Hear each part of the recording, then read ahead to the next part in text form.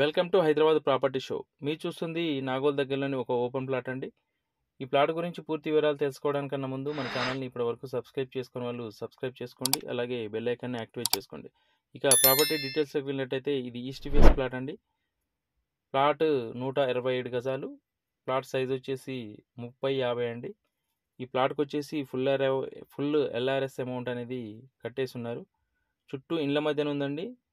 ఎవరైతే నాగోల్ దగ్గరలో ప్లాట్ కొనుక్కొని ఇల్లు కట్టుకోవాలనుకుంటున్నారో ఈ ప్లాట్ చాలా బాగుంటుంది.